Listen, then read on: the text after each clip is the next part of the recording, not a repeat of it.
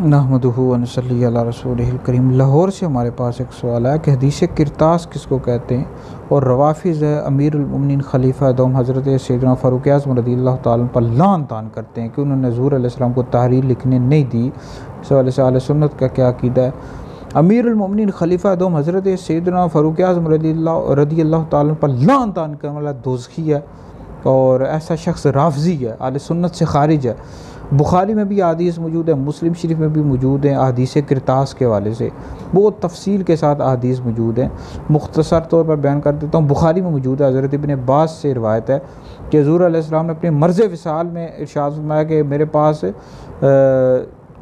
کچھ چیز لا دو، میرے پاس لکھنے کی کوئی چیز لا دو تاکہ میں تمہیں ایک ایسی تحریر لکھ دوں کہ میرے بعد کبھی گمراہ نہیں ہوگے۔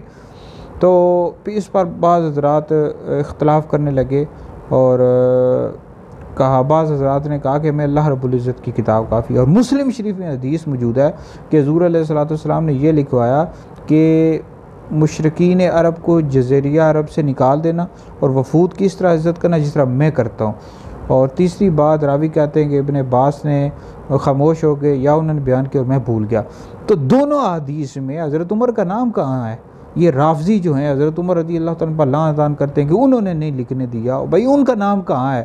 تو اگر انہوں نے نہیں بالفرض نہیں لکھنے دیا تو اہل بیت کے افراد موجود تھے، حضرت عباس موجود تھے، حضرت علی موجود تھے، دیگر افراد موجود تھے، وہ لے آتے کاغذ قلم اور حضور علیہ السلام لکھ دیتے۔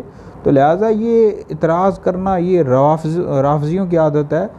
امیر المؤمنین خلیفہ دوم سیدنا فاروق اعظم رضی اللہ تعالیٰ پر لعن طعن کرنے والا اہل سنت سے خارج ہے، دوزخی ہے، اور ایسی ہرگز بھی کوئی بات نہیں ہے۔ وہ تو حضور علیہ السلام کے شدت مرض کی وجہ سے کہا گیا تھا کہ آپ علیہ السلام کو تکلیف نہ دی جائے، ہمیں اللہ رب العزت کی کتاب کافی ہے۔